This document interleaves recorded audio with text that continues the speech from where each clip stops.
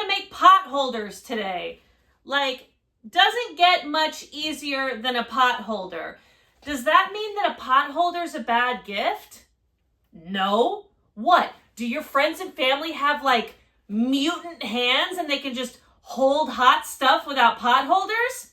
Yeah, I didn't think so. A pot holder is a great gift. Or maybe you've never ever quilted before and you're like, I want to do this, but I don't want to. I'm nervous. This is essentially like start to finish a very tiny 8.5-inch quilt. If you don't hate this, you might not hate quilting. Maybe you want to go nuts on your embroidery machine and see what you can make. This is a good project to do it, you know? I don't need to keep pitching pot holders. Let's just get into it. So let's make this quilt block. It kind of has like a basket weave vibe. Very cute for pot holders, in my opinion. You're gonna need 5 different fabrics. This block in particular, very, very pre-cut friendly. Like jelly rolls, here we go. Go buy a jelly roll and go make everyone in your family a pot holder and then be a fucking hero. A jelly roll is a 2.5-inch strip and everything we're doing right now with this block is 2.5 inches. You need 4 2.5-inch squares of like a background type color. I'm using black, use white, use whatever. And then your other 4 strips, the ones that are kind of weaved together, you need a 2.5-inch square and a 4.5 by 2.5-inch rectangle. The assembly is super easy. Come closer, I will show you. The block comes together like this. There is a background square in each corner. With that background square, it's going to have another 2.5-inch square next to it.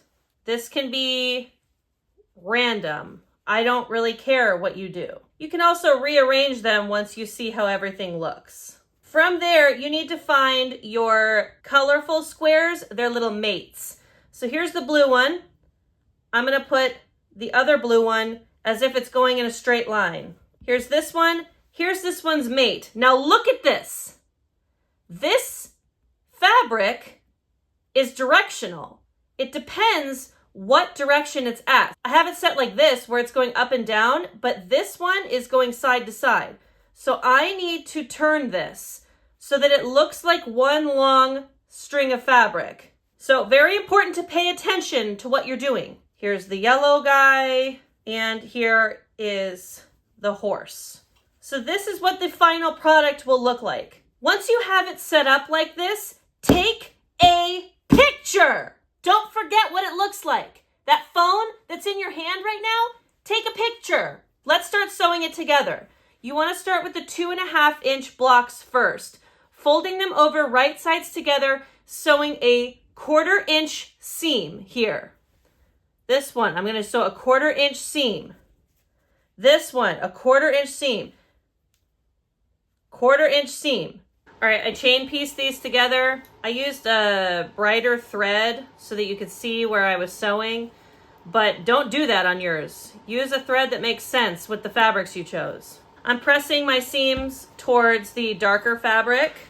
Now the next step is to sew these 4-inch strips. So I'm going to separate this all into like its own little 4 block type thing to make it really clear what I need to do.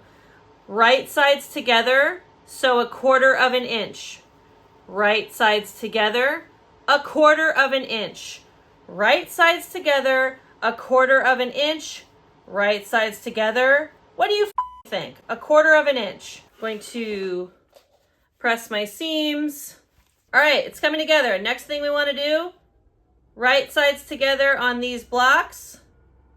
1/4 inch, 1/4 inch. Okay, those are sewn together. One more seam. Listen to me right now. I have not been yelling at you about using pins up until this moment. However, now we have a seam that needs to match crispy, clean booty. So, fold this over right sides together, and I need you to put some pins on your seam. You don't want wonky corners on something like a pot holder where this is the only block. I'm also going to pin the corners here. That way the whole block just fits together nicely as it should. We are not perfect people, and we have not been squaring up anything up to this point. So if your seams have gone a little wonky, that's fine, that's normal. But if you pin at the corners, then you see those little gaps and stuff. When you're pulling it through your sewing machine, just tug it. Tug it so it lays flat. Everything works itself out in the end. Just make sure that you have pinned this first. One last press to these seams, and we're money. It's done. Easy, easy, easy. If you have a quilting ruler and feeling inclined to do so, you can square this up.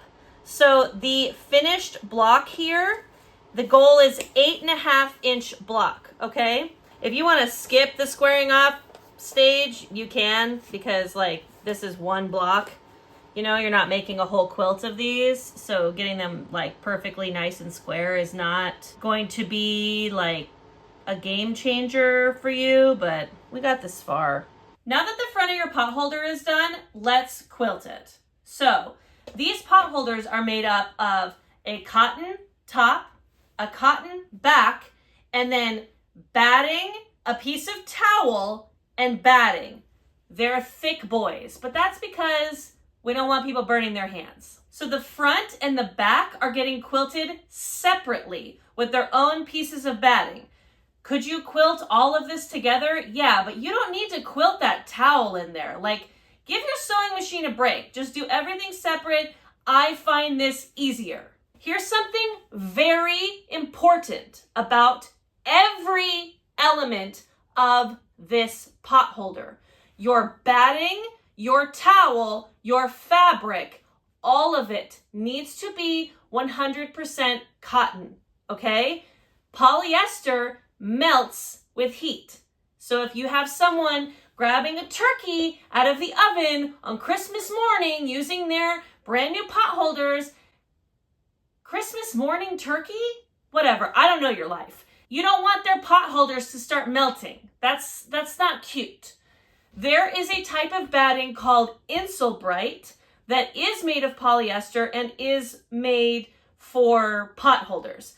I have never used it. The online reviews say that it's crunchy and weird, so I decided to not use that and instead just use towels, things that you might have at home so that you don't have to buy more shit.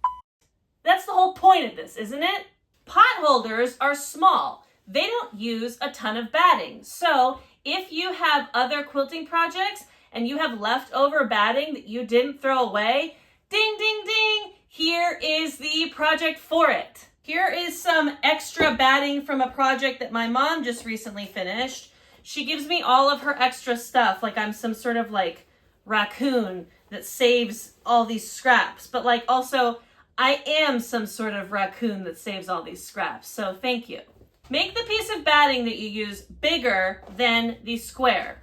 Doesn't have to be a ton bigger, but just like a little bit. You don't need to be sweating about things lining up perfectly while you're just quilting it. We will square it all up later. You need to baste these things together. You can baste it with like an actual basting stitch, or you can just do what I'm gonna do, which is I'm just gonna put pins here. I have pins in all four corners, and I have pins in a couple random spots near the center. I don't want this moving around while I'm quilting it. In terms of how to quilt it, babe, that's on you. You can go super simple, or you can go crazy. This was done with an embroidery machine. I can't just like do this. But can you see the back of it? Probably not. It's like red fabric. That's just a big X. And that's all that's quilted on there. That works. So I started my quilting doing sort of like a stitch the ditch type moment where I just was quilting down these lines, but trying to keep them on the larger pieces of fabric and not have any sort of quilting cut through those smaller colored squares. And I also did a little cute thing. I increased my stitch length. Normally my machine has the stitch length at like 2.5. I increased mine to 3.5. It wasn't like a major difference, but it did make the quilting a little bit more pronounced and just seem more intentional. I switched to the corner blocks and I did a little bit of an outline on the black blocks. And then finally I went to the other sides of the larger pieces and I just sewed down those. And I don't know, I haven't really done a lot of just quilting on a domestic machine, sort of freestyling like this. Normally I'll do a crisscross pattern, which I'll show later in the video, but this was crazy fun. I am starting to see why people do this. I mean, on a potholder, not a whole ass blanket. On a whole ass blanket, I'm still using my embroidery machine. For now, I don't know. Maybe this is converting me. All right, my little top is quilted and it looks great if I do say so myself. Now we need to work on the back. Now, the back fabric that I chose, it needs to ultimately be the same size as this, but I'm gonna do all this squaring up later. This is such a scrap-friendly project. Just make sure it's not smaller than this. All right, so same deal. I'm going to baste this using pins, and I'm going to just kind of quilt whatever I feel like on this.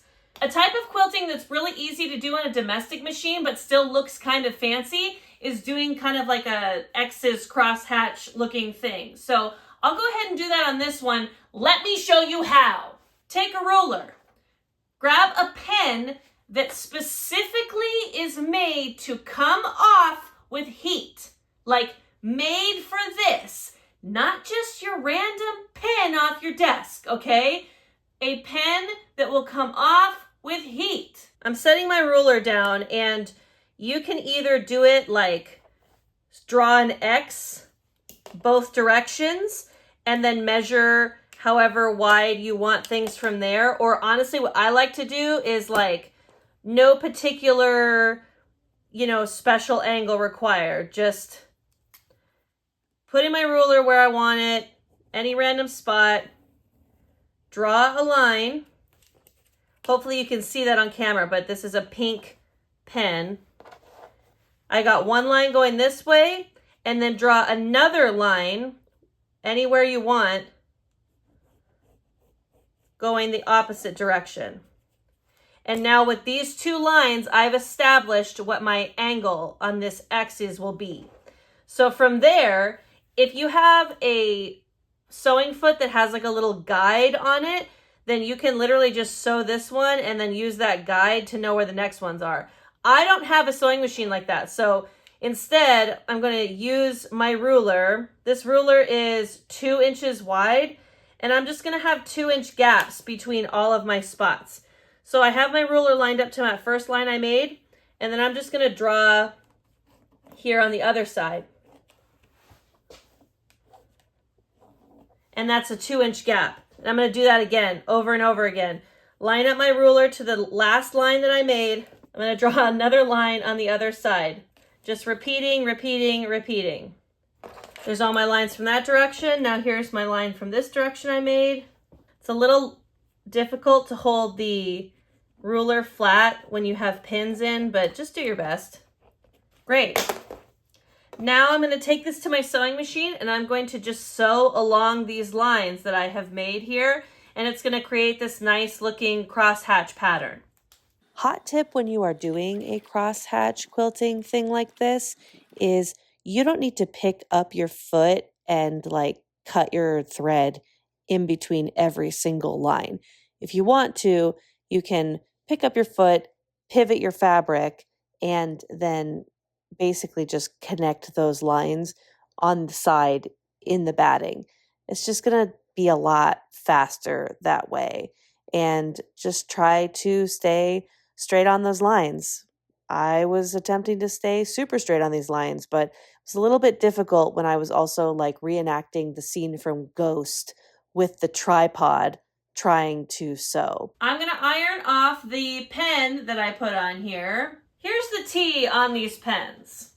In my experience, they work fantastic, but I was working on a larger quilt and I had put an entire grid on it for me so that I was able to embroider quilted. And I wasn't just going to do that all in one night, that's a lot of work. So I left it for a few days and kind of just like did it little by little by little.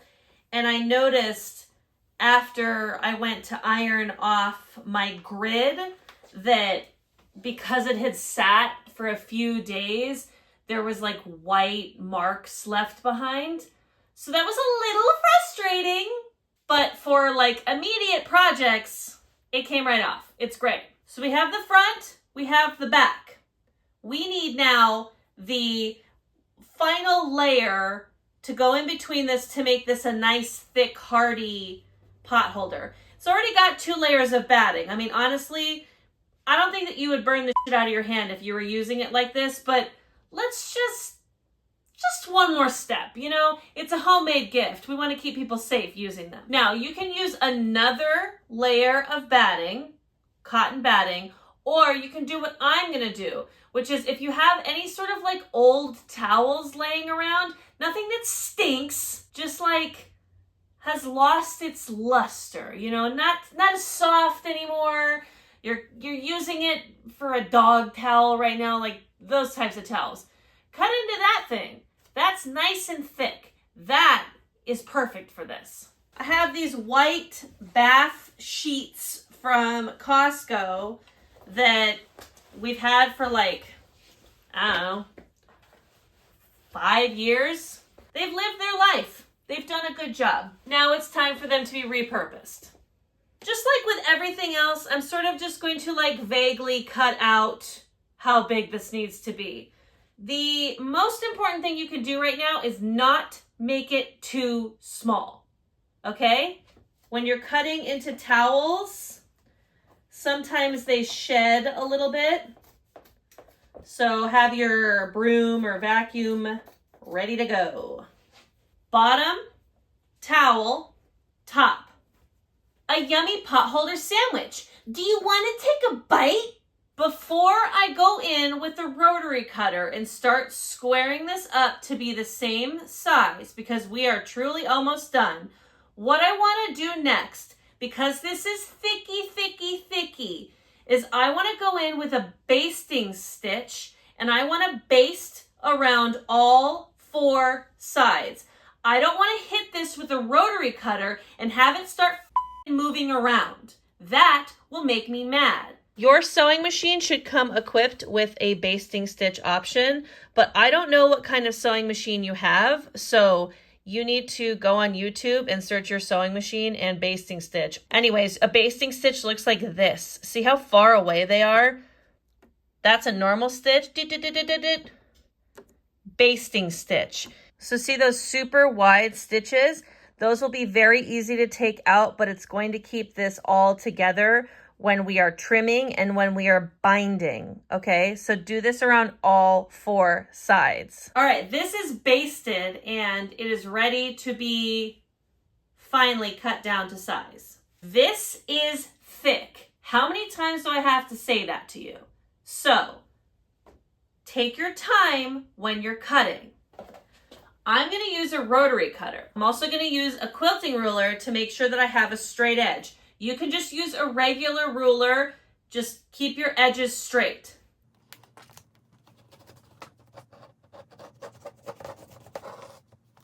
When you're doing something like this with a rotary cutter, pull away what you just cut. Don't pull this away. I'm using my top quilt block here as my guide. It was the smallest piece of fabric I was working with, and it's what I want the pot holder to look like. I sewed on the back, crooked as shit, I'm not gonna lie. That fabric, to me, is not like, it's directional for sure, but like this is a square, so I can turn this any which direction I want to. But I didn't think about the fact that I should at least try to get it straight. So don't make that mistake. I understand that I'm hacking into this a little bit because you shouldn't normally do it like that, but this is so thick. But God, if you're gonna do it this way, keep your hands out of the way. There we go. That's pretty good. That's what I mean by it's so crooked. Oopsies. Whatever. Still works. We need to make binding for this now. To make binding, you need to make a 2.5-inch strip that is long enough to go around all 4 corners. If you're using a jelly roll for this, you already got 2.5 strips. you're good. For the rest of us, me, who are using scraps, I need to cut some 2.5-inch strips for this. How long does your binding need to be? Well, easy. Measure your block. So I'd already said that this is an 8.5-inch block. After squaring it up, that's still mostly true. It's about 8.5 inches all around. So 8.5 times 4, because I'm trying to get the full length, is 34 inches. Yeah, 34 inches. So I need a 2.5 wide and 34-inch long strip. Jelly rolls, those strips automatically are 44 inches. Like this is a really good project for jelly rolls. So I was able to cut a 2.5-inch by width of fabric strip from some black fabric that I had. I'm going to use that as my binding. This will be more than long enough to go around this pot holder. If you are cutting 2.5-inch strips from scraps and you don't have one that's long enough, like one that's long enough to go around the entire thing, no worries. Hopefully you can get it done in 2. The way to make 2 2.5-inch strips into 1, I'm not using this is for the example, is that placing right sides together, you need to place these 2 fabrics perpendicular to each other. Once you have these 2 perpendicular like this, you need to sew a line from corner to corner of this little cross straight across.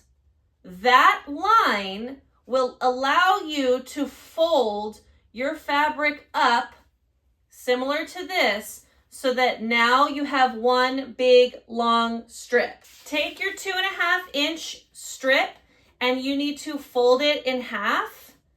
Wrong sides together, ugly sides. I mean, this is black. It looks the same on both sides. But if you have a patterned fabric, if you got a fabric like this where it's very obvious, you're going to fold it in half with the wrong side together. So your pretty side is going to be on the outside. Fold it like this, hot dog style. Hot dog? That's a long hot dog. Ugh. Fold it together like lengthwise, whatever. Ugh. Now I'm making myself sick. Take the fold that you are making here and press it with your iron so that it stays folded. You're going to do this for the length of the entire binding that you're making. Okay, double check that your sewing machine is not on basting stitches still, but we are going to take like a tail about this big of our binding. This is like maybe 5 inches. Honestly, this is probably way too big of a tail, but you know, I got a lot of fabric here to work with.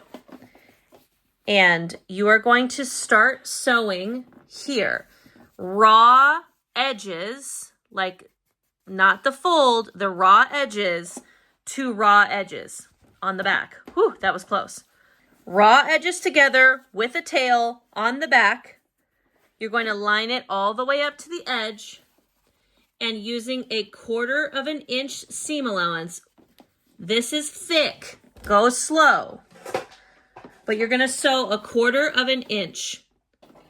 Get all the way to the corner and then stop.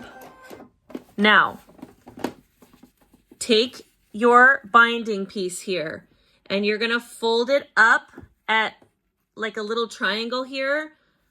I don't know if that's a 45-degree angle, a 90-degree angle. I don't know. I can't be bothered. But you're getting a little triangle like this.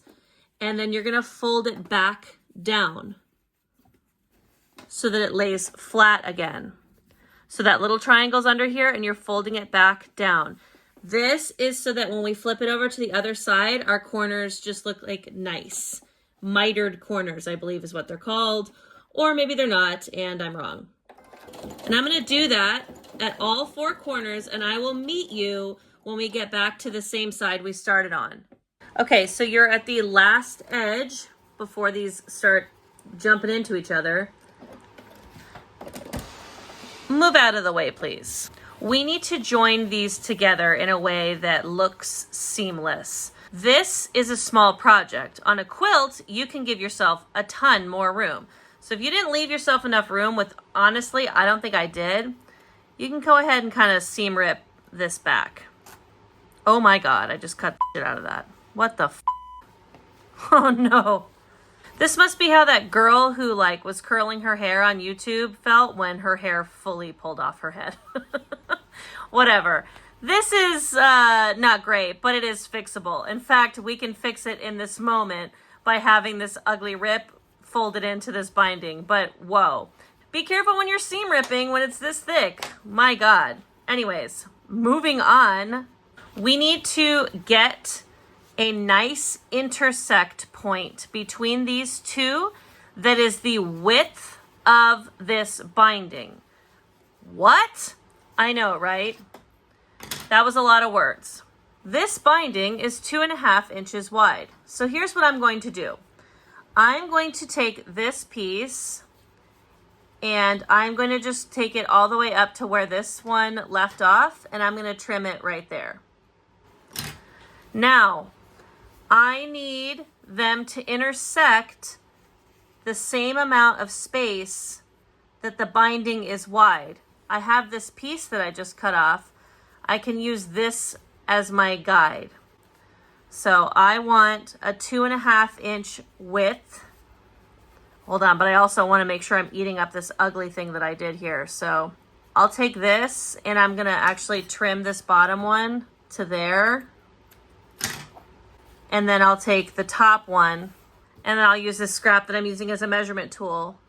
Find where this piece over here is underneath so I know where to start. And then I'm going to trim. Cool. So now I have a 2.5 inch over section here. Over section? Whatever. Okay, so we have these absolutely ravaged from my seam ripper, but we have either side, and watch my hands here so that you don't get it twisted. Sincerely, someone who is taking this for the second time because she got it twisted. You are taking the side that you just came from sewing, and you are going to put it right side up. You are going to take the side that you started with, and you are taking that right side down. Take a ruler. You can see I already did it because I have done this twice now. And mark a line from corner to corner. You can use a pen, anything.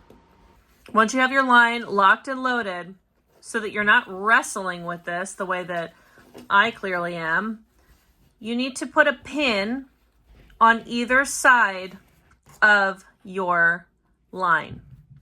On a bigger quilt, binding is a lot easier just because it's like you have a lot more runway to work with, but this is obviously pretty tight with the potholder. All right, let's sew along this line.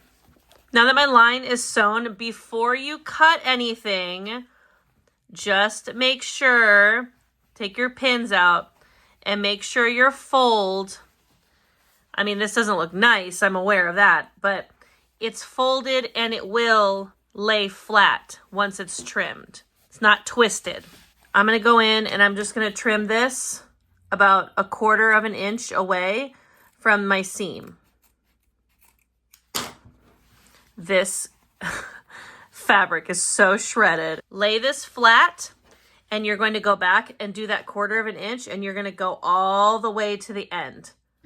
Now that this is on here, we're going to flip her over and we're going to sew on the front of the binding.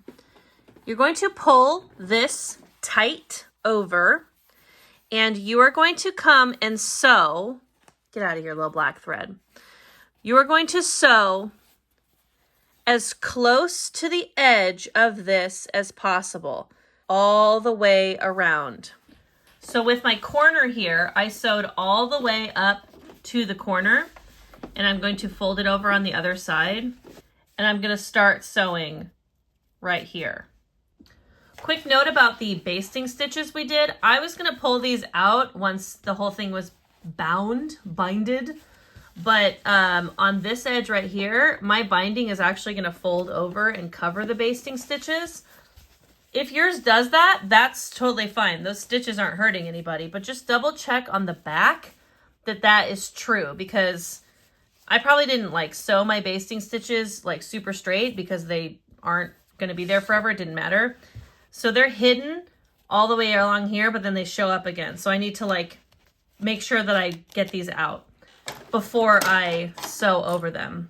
To pull out the basting stitches, you just want to very gently with a seam ripper go in and pull them out. All right, I'm going to finish this binding and then I'm going to take the rest of these basting stitches out and then this is done. That's that. It's done. That binding got away from us in the end. Yes, us as a group. It got away from us. But these are a nice, easy gift, okay? Quick notes and then we're out of here. You want to add a little loop to it? Go nuts. I didn't because the people I'm giving these to, like, I don't know where they're going to hang them, you know? All the loop really does, in my opinion, is like signify that this is a pot holder. Like it was, like the decision was made for us by people in the 50s or 60s or 70s that all pot holders must have loops. But like, this doesn't need a loop. Hey, before you go and make these, please subscribe to my channel. It helps out a lot. And I would like to see you again. Please, please, please.